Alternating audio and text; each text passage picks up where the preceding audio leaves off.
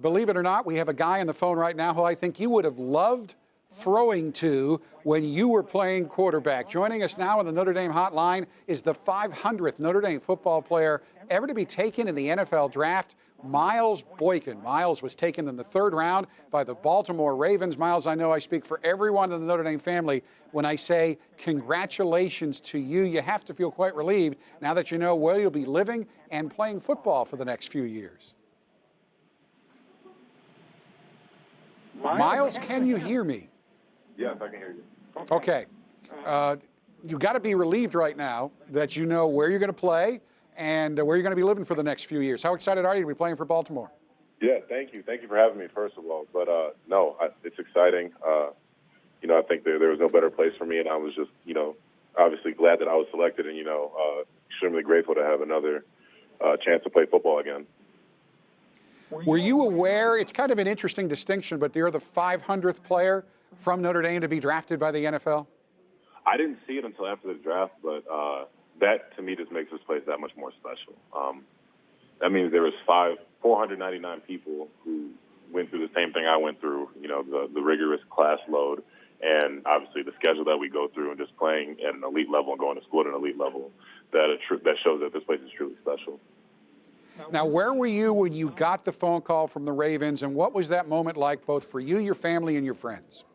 Yeah, so I was watching with my mom, my dad, my brother, my grandparents, and we were just sitting, just watching the draft, and it was funny because the TV was kind of a little bit late, so it was really 3 picks ahead of when they were actually picking because Baltimore traded to get me. They traded to move up to get me, and so when they called me, I didn't know who was calling my phone. I didn't know what team was getting ready to draft me, but then when they told me, it was awesome. My mom started crying.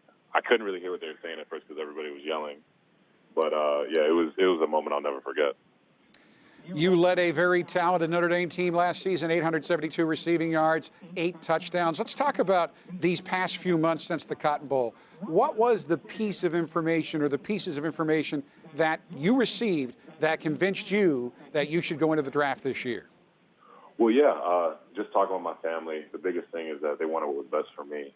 I'm graduating in May, talking to my coaching staff and just getting feedback from people that I trusted. The biggest thing for me was that I had my degree, so there's no way I could make a wrong decision.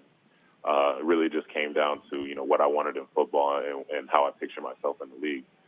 And, I think things worked out great for me, being selected in the 3rd round. I was a top 100 player in the country this year. So for me, it's all about, what was best for me and my family. And now moving forward, how can I continue my football career? Well, they didn't just work out great for you. You made them work out great for you. Once you start to go into the draft, people try to start tearing you down. So you go down to the combine, you run a 4.4240, so that blows away everybody said you may not have the speed that you need. Then you practically jumped out of the building down in Indianapolis with your 43.5-inch vertical leap. I know your teammates back here went nuts when they saw that. How did that impact, how did that change the conversations that you had with teams after what you did at the combine? Well, yeah, it was kind of interesting. So teams at the combine thought I was going to run pretty fast. I mean, they didn't think that I was going to run what I was going to run, but they thought I was going to run pretty fast and just thought I was going to be overall athletic. The thing that was, that I really wanted to prove to them is how smart I was, how I know defenses, I know offenses.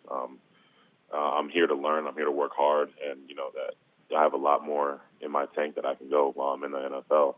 And that was the biggest thing that I wanted them to see. But, obviously after the combine, the media got a hold of me and started really blowing me up, which is what everybody kind of sees. Nobody really gets the inside track.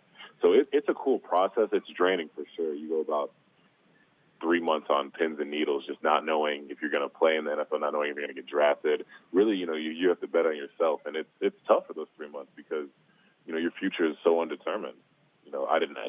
Obviously, my degree is my fallback plan, but I've been working for 3 months to play in it. Really, I've been working my whole life to play in the NFL. So, yeah, it's extremely humbling, and I'm just incredibly grateful to be in the position that I'm in today.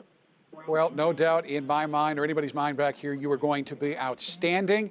And every time I talk with you, I'm glad you're playing football because you may have the best broadcasting voice I've ever heard. Thank you. I appreciate it. All right, Miles, thank you very, very much for joining us here on ND Days.